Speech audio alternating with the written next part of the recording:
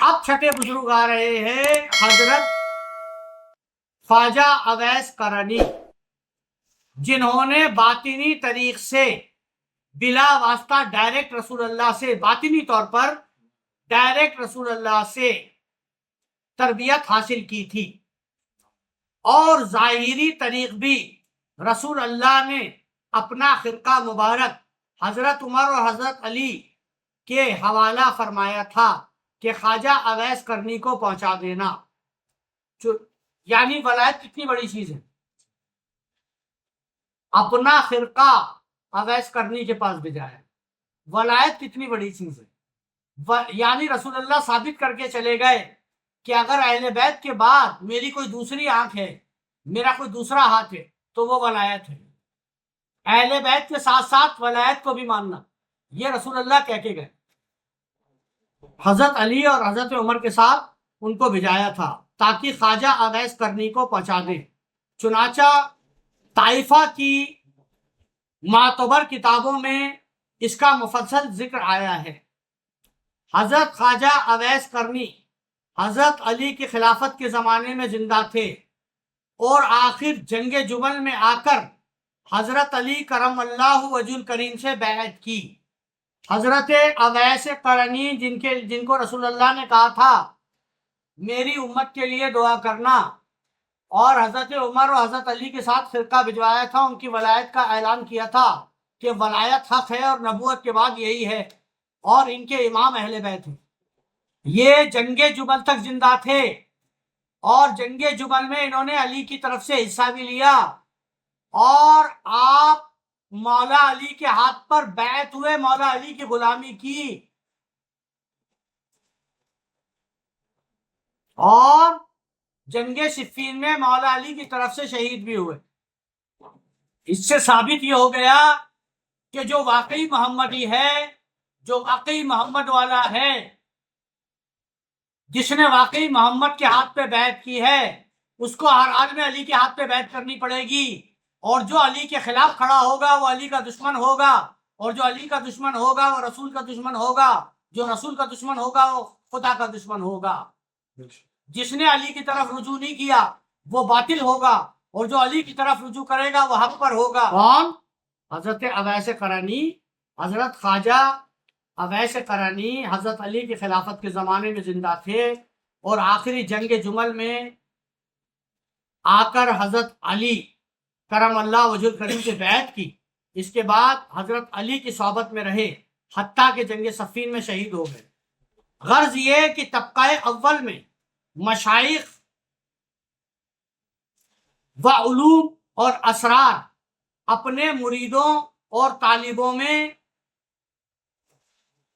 کنایات اور اشارات کے ذریعے بیان کرتے تھے، یعنی اشاروں میں، پلمے میں، پردے میں لپیٹ کے سکھایا کرتے تھے۔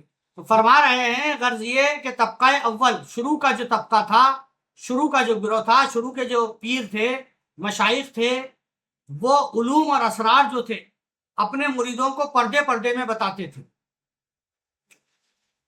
اور ان پر عمل کرانے کی کوشش کرتے تھے، اور بعض تصانیف بھی ان سے وجود میں آئی ہیں لیکن ظاہر نہیں کرتے تھے۔ بہت ساری کتابیں بھی لکھی ہیں مگر چھپا کے رکھی ہیں۔ طبقہ ثانی، جب اس سے 400-500 سال کے بعد ایک اور گروہ آیا انہی صوفیہ، اس کو کہتے ہیں طبقہ ثانی، یعنی ثانی طبقہ۔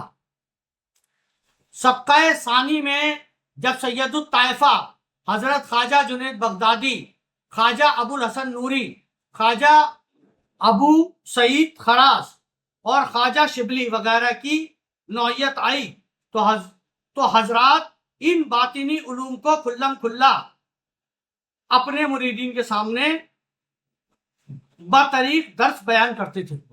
شروع میں جو کہ خوف تھا بنی امیہ کا اور بنی عباس کا، خلافت عباسیہ میں جو اہل بیتوں کو شہید کر رہے تھے، تو شروع کے جو جنید بغدادی سے پہلے تک جتنے بھی اولیاء ہوئے چھپا کے بیان کرتے۔ اب جب جنید بغدادی کا وقت آیا تو اس کے بعد کی جنید بغدادی اور ان کے بعد کے اولیاء کھلم کھلا بیان کرنے لگے، جیسے منصور اللہ، جن کو جنید بغدادی نے موت کا فتویٰ دیا، تو جنید بغدادی نے بھی کوئی کھل کے نہیں بتایا تو منصور حلاج نے. یہ کھل کر درس دینے لگے, کھل کر معرفت بیان کرنے لگے, اور اسی وقت سے ہر سلسلے میں اکثر بزرگان نے ان علوم پر کتابیں بھی لکھی ہیں. جب سے ہی یہ کتابیں لکھنا معرفت پر شروع ہوئی, خواجہ جنید بغدادی کے زمانے سے معرفت پر کتابیں لکھنا شروع ہوئی, جن کی تفصیل طویل ہے, جن کی تفصیل بہت لمبی ہے. لیکن یہاں چند ایسی معتبر کتابوں کا اجمالاً ذکر کیا جاتا ہے جو مشائخ کبار نے لکھی ہیں. ان کتابوں کے نام میں آپ کو بتاتا ہوں, جیسے طبقات صوفیہ, کشف المحجوب, احیاء العلوم, کیمیاء سعادت, کتاب تمہید و مکتوبات, حجت السالکین, آداب المریدین, عوارف المعارف, فتوحات مکی, فصوص الحکم, منہاج العابدین, عروۃ الوثقی, چہل مجالس, فصل الخطاب, نفحات الانس و نوح, سیر الاولیاء, لطائف اشرفی, اقسام الاولیاء اللہ, واصلین, سالکین, یہ ساری کتابیں دوست. جو پہلی کتاب ہے وہ ہے طبقات صوفیہ. پہلی کتاب جو سلسلہ جنیدیہ میں لکھی گئی اس کا نام ہے طبقات صوفیہ, جو شیخ عبد الرحمن سلمی نے لکھی ہے. انگلش کے رائٹر ہے عبد الرحمن سلمی.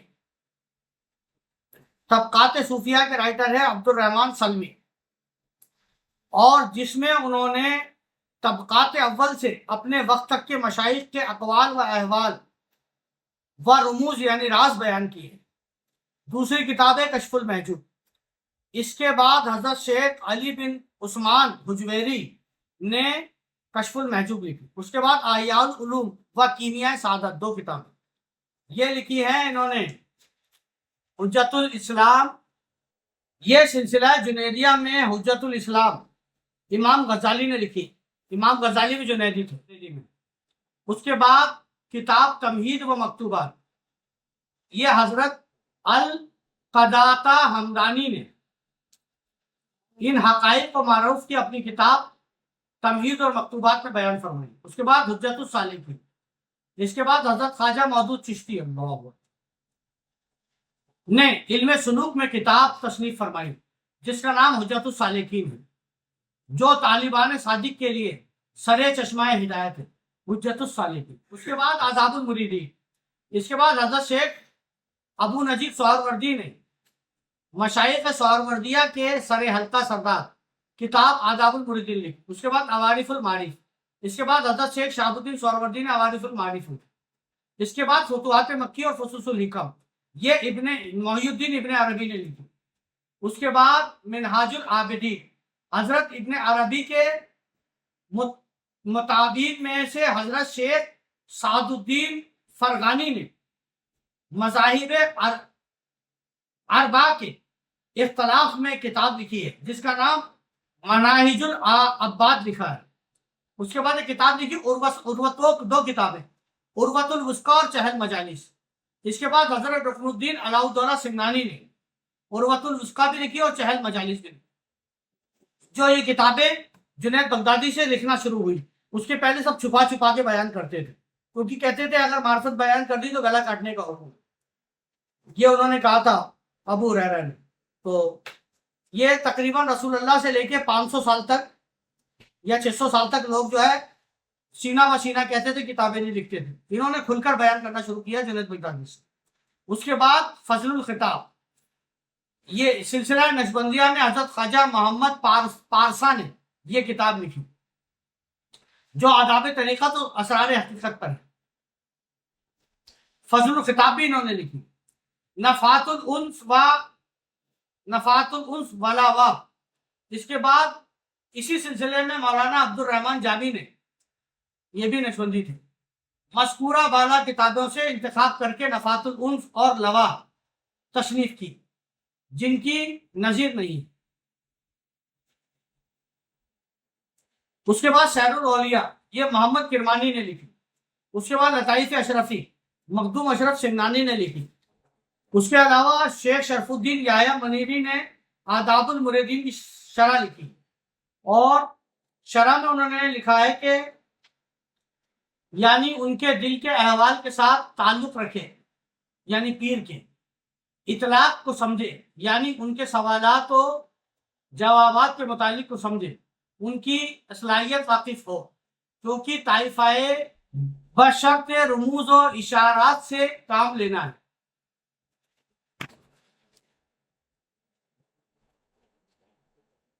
اور حضرت شیخ شرف الدین منیری آداب المریدین کی شرح کے مقدمہ میں لکھتے ہیں کہ ہر شخص کے لیے درست نہیں ہے کہ طریقہ صوفیہ کرام اختیار کرے. ہر شخص کے لیے ضروری نہیں ہے کہ طریقہ صوفیہ کرام اختیار کرے.